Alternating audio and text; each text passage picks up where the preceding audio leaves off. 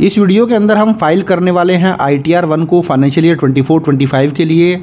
तो अगर आप एक सैलरीड पर्सन हैं, पेंशनर हैं, आपका FD या सेविंग से इंटरेस्ट है, लॉन्ग टर्म कैपिटल गेन आपको हुआ है शेयर या म्यूचुअल फंड को सेल करने से जो कि 1,25,000 रुपये से ज़्यादा नहीं है, या फिर आपकी कोई रेंटल इनकम है, तो यहाँ पर मैं आपको बताऊँगा पूरा ही TDS रिफ़ंड आप कैसे कर सकते हैं ITR 1 फाइल करके, अगर आपकी ये इनकम है। तो चलिए अपनी वीडियो की तरफ बढ़ते हैं। तो इसके लिए सबसे पहले मैं आपको डैशबोर्ड पर लेके आ जाता हूँ। आप डैशबोर्ड पे आ चुके हैं। तो यहाँ पे देखिए, सबसे पहले कोई भी ITR आप फाइल करें, सबसे पहले आपको अपना AIS चेक कर लेना है, means annual information statement check कर लेना है, और 26 AS चेक कर लेना है। 26 AS के अंदर आपकी जो भी TDS की डिडक्शन होगी वो सारी नज़र आ जाएगी। उसको एक बार क्रॉस चेक कर लीजिए अपने इनकम टैक्स पोर्टल से। अगर वहाँ पे इन्फॉर्मेशन नहीं होगी तो आपको ऐड करनी पड़ेगी, और अपना जो आपका एनुअल इन्फॉर्मेशन स्टेटमेंट है वहाँ से आपकी सारी ही इनकम की डिटेल नज़र आ जाएंगी। तो वो भी मैं अभी आपको आगे वीडियो में दिखाऊंगा। तो चलिए यहाँ से हम अपनी वीडियो को स्टार्ट करते हैं। तो आपको क्या करना है, फाइल नाउ के ऊपर क्लिक कर देना है।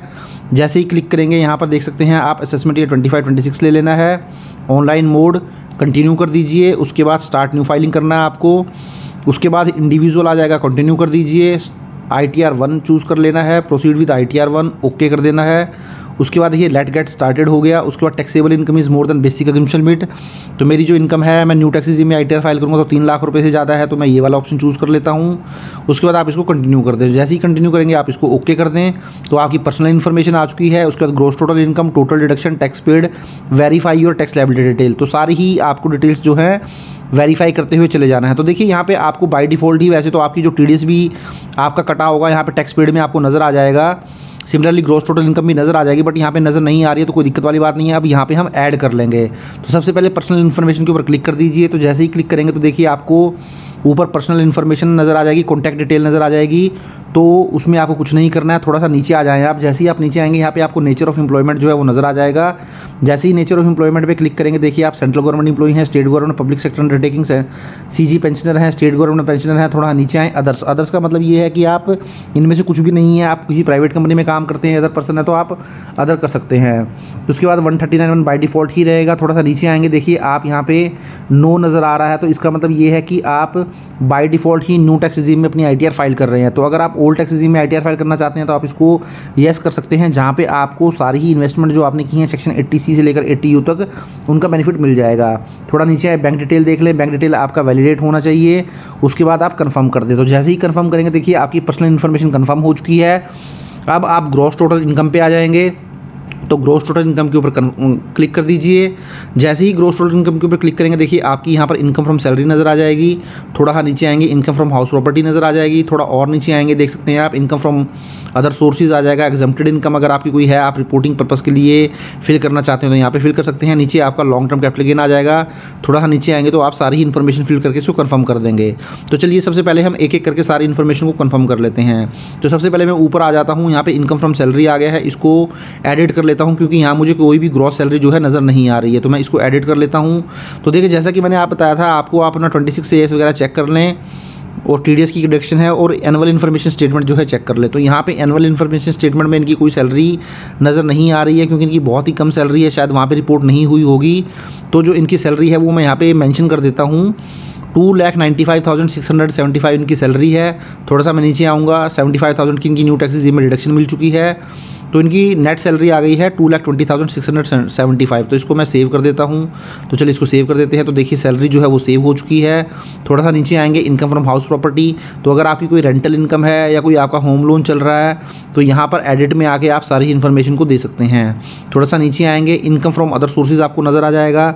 तो देखिए इनकम फ्रॉम अदर सोर्सेज आपको मेंशन करनी है। इसके लिए आपको यहाँ पे क्लिक कर देना है। क्लिक करेंगे तो ऐड अनदर के ऊपर क्लिक कर देना है। तो ऐड अनदर में जैसे ही जाएंगे आप देखिए यहाँ पे आपको नज़र आ जाएगा इंटरेस्ट फ्रॉम सेविंग बैंक कितना है, इंटरेस्ट फ्रॉम डिपॉजिट कितना है। मीन्स अगर आपकी कोई FD है बैंक में, पोस्ट ऑफिस में, कोऑपरेटिव सोसाइटी में, तो वहाँ आप मेंशन कर सकते हैं। तो सबसे पहले मैं इंटरेस्ट फ्रॉम सेविंग अकाउंट ले लेता हूँ।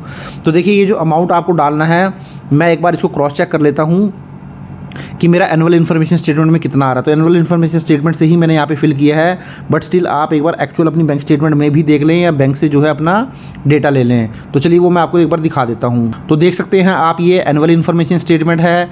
यहाँ सेविंग बैंक से जो इंटरेस्ट है वो 1557 है, और जो FD का इंटरेस्ट है वो 3,56,039 है। तो चलिए दोनों ही फिगर हम एक एक करके फिल करेंगे। तो सेविंग बैंक का इंटरेस्ट मैं दिखा चुका हूँ 1557। अब मैं डिपॉजिट से इंटरेस्ट भी दिखा देता हूँ। तो देखिए यहाँ पे मैं जो है सेविंग का इंटरेस्ट दिखा चुका हूँ, इसको सेव कर देता हूँ। उसके बाद मैं थोड़ा नीचे आऊँगा, दोबारा इनकम फ्रॉम अदर सोर्सेज पे जाऊँगा, ऐड अनदर पे क्लिक करूँगा। और यहाँ से अब मैं FD का इंटरेस्ट ले लेता हूँ, और FD का इंटरेस्ट यहाँ पे मेंशन कर देता हूँ 3,56,039। अब इसको भी सेव कर देता हूँ। तो देखिए इनकम फ्रॉम सैलरी आपकी आ चुकी है। सेव करने के बाद आपका इनकम फ्रॉम अदर सोर्सेज से 3,57,000 आ चुका है। टोटल इनकम आपकी आ गई है 5,78,271। अब थोड़ा सा आप नीचे आ जाएं। नीचे आएंगे तो यहाँ अगर कोई आपकी एग्जम्प्टेड इनकम है तो आप यहाँ फिल कर सकते हैं। थोड़ा और नीचे आएंगे, देखिए आपका लॉन्ग टर्म कैपिटल गेन है सेक्शन 112A के अंदर, तो आप मेंशन कर सकते हैं। तो इसके लिए आपको यहाँ पे क्लिक करना है। तो देखिए यहाँ पे आपको सेल कंसिडरेशन मेंशन करना है और टोटल कॉस्ट ऑफ एक्विजिशन जो है वो मेंशन करनी है। तो चलिए ये भी डेटा जो है मैं फिल कर लेता हूँ। तो देखिए इसके लिए मैं आपको ज़ीरोधा की स्टेटमेंट पर ले आया हूँ। आप यहाँ देख सकते हैं जो लॉन्ग टर्म कैपिटल गेन हुआ है वो 1,21,477 का हुआ है, जिसमें सेल वैल्यू है 4,23,211। बाय वैल्यू में आप जो एक्सपेंसेस हैं वो ऐड कर सकते हैं, जैसे ब्रोकरेज आप ऐड कर लें, GST ऐड कर लें, exchange service tax, turnover tax, SEBI charges, stamp duty और अदर चार्जेस। तो सारा ही आप मिला लेंगे तो टोटल जो कॉस्ट आपकी बनी है वो बनी है 301,734।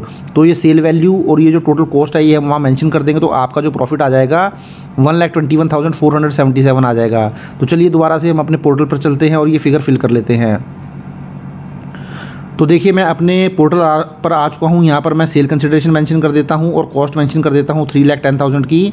तो आपका जो लॉन्ग टर्म कैपिटल गेन आ गया है 112 के अंदर, वो आ गया है 112,477। तो 1,12,477 रुपये आ चुका है, जो कि 1,25,000 रुपये से कम है। तो जैसे कि मैंने आपको बताया था, अब ITR 1 में आप लॉन्ग टर्म कैपिटल गेन भी दिखा सकते हैं अगर 1,25,000 रुपये से कम है और आपने शेयर या म्यूचुअल फंड सेल किए हैं।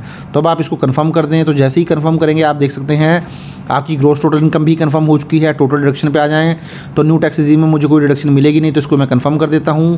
तो मेरे 3 टैब कंफर्म हो चुके हैं। टैक्स पेड पे आ जाएं तो अब देख सकते हैं टैक्स पेड में आपका FD के ऊपर टैक्स कटा हुआ है, तो सैलरी के ऊपर कोई TDS नहीं है। तो FD के ऊपर कोई टैक्स कटा हुआ है बट वो दिखा नहीं रहा है। तो इसके लिए आपको क्या करना है, शेड्यूल TDS 2 में आ जाना है, जहाँ पे आपको detail of tax deducted at source other than salary के अलावा अगर आपको कोई TDS कटा है तो वो आपको यहाँ दिखाना है। तो यहाँ पे क्लिक कर दें।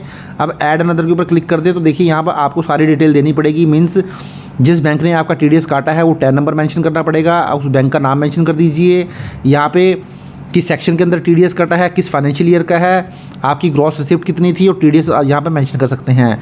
तो देखिए आप जब आप अपना 26AS चेक करेंगे, जो कि मैंने आपको स्टार्टिंग में ही बताया था, 26AS के ऊपर मैंने ऑलरेडी डिटेल्ड वीडियो बनाया है। वीडियो का लिंक आपको नीचे डिस्क्रिप्शन में मिल जाएगा। जब उस 26AS को आप देखेंगे या आपके बैंक ने आपको फॉर्म 60 नहीं दिया होगा, वहाँ पर आपको टैन नंबर नज़र आ जाएगा उस बैंक का। सपोज आपका ICICI बैंक ने TDS काटा होगा FD के ऊपर, तो ICICI बैंक का टैन नंबर वहाँ नज़र आ जाएगा। आप बैंक का नाम मेंशन कर सकते हैं। चलिए सारी डिटेल हम फिल कर लेते हैं। तो सबसे पहले मैंने बैंक का जो टैन नंबर है वो मेंशन कर दिया है, बैंक का नाम मेंशन कर दिया है। यहाँ पे आप देख सकते हैं कि सेक्शन के अंदर TDS कटा है। तो मेरा जो TDS कटा है, नीचे जब आप आएंगे तो सेक्शन 194A के अंदर TDS काटा गया है, interest other than interest on security, select कर लेता हूँ। फाइनेंशियल ईयर में 24-25 है। तो जो मेरी ग्रॉस रिसिप्ट मीन्स 10% TDS कटा है। मेरा जो टोटल इनकम थी वो थी 3,56,039 का इंटरेस्ट मुझे मिला था, तो उस पर 10% TDS कट गया है। तो टैक्स डिडक्टेड में आप 35,603 मेंशन कर दीजिए और सेम अमाउंट यहाँ TDS credit out of 5 claimed this year, यहाँ पर भी सेम अमाउंट ही मेंशन कर दीजिए और इसको सेव कर दीजिए। तो जैसे ही आप इसको सेव करेंगे नीचे आएंगे, देखिए आपका जो TDS कटा था वो यहाँ पे मेंशन हो चुका है। अब आप इसको कंफर्म कर दीजिए। जैसे ही कंफर्म करेंगे ये वाला टैब भी आपका कंफर्म हो चुका है। अब आप view your tax liability detail में चले जाएँ। आपकी यहाँ सारी कंप्यूटेशन ऑफ इनकम दिखा देगा। आपका जो टैक्स बना है वो 13,914 बना है, बट क्योंकि आपकी इनकम 7 लाख रुपए से कम है तो आपको सारी ही रिबेट मिल चुकी है सेक्शन 87A की। तो आपकी जो टैक्स लायबिलिटी है वो 0 हो चुकी है। अब आप इसको भी कंफर्म कर दें। तो इसको भी कंफर्म कर दिया है। अब प्रोसीड टू वेरिफिकेशन कर दें, क्योंकि आपके सारे ही टैब कंफर्म हो चुके हैं। प्रोसीड टू वेरिफिकेशन करने के बाद आप देख सकते हैं you are eligible for refund of 35,600। तो आपका 35,600 का रिफंड बन चुका है।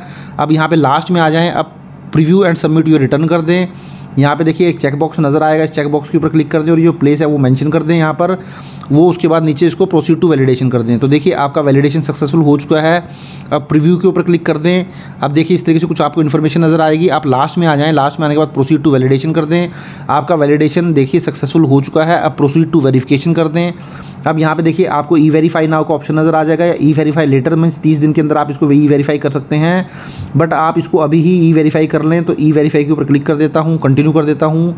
अब मैं इसको I would like to verify using Aadhaar OTP, तो जो आपका आधार OTP है उसके ऊपर आप जो है क्लिक कर लें, इसको कंटिन्यू कर दें। जैसे ही कंटिन्यू करेंगे तो यहाँ पे आपको जनरेट करने के लिए बोलेगा आधार OTP, तो आई एग्री के ऊपर आप राइट क्लिक कर दें और इसको आप जनरेट कर लें। तो मेरा आधार OTP आ चुका है। अब मैं इसको यहाँ फिल कर देता हूँ और उसको वैलिडेट कर देता हूँ। जैसे ही वैलिडेट करूँगा तो आपसे ये बोलेगा आप सबमिट रिटर्न कर दें। तो जैसे ही आप सबमिट रिटर्न कर देंगे तो आप इसको वेब मॉडिफाई नहीं कर पाएंगे, उस केस में आपको रिवाइज रिटर्न फाइल करनी पड़ेगी। तो आप इसको सबमिट कर दें। जैसे ही सबमिट करेंगे तो देखिए आपका वैलिडेशन सक्सेस हो चुका है, सबमिटेड सक्सेसफुली, प्रोसीड कर दें। अब आपकी जो रिटर्न है वो सक्सेसफुली आप देख सकते हैं, आपकी रिटर्न जो है वो आपने सबमिट कर दी है। तो इस तरीके से आप ITR 1 को फाइल कर सकते हैं अगर आप पेंशनर हैं या सैलरीड पर्सन है और आपका FD वगैरह का इंटरेस्ट भी है, और आप ऐसे रिफंड क्लेम कर सकते हैं। तो साथियों आई होप ये वीडियो आपको अच्छा लगा होगा। वीडियो अच्छा लगा तो उसको लाइक करें, शेयर करें, और चैनल पर फर्स्ट टाइम विजिट किया है तो चैनल को भी जरूर सब्सक्राइब कर लें। Thank you very much, have a nice day, take care.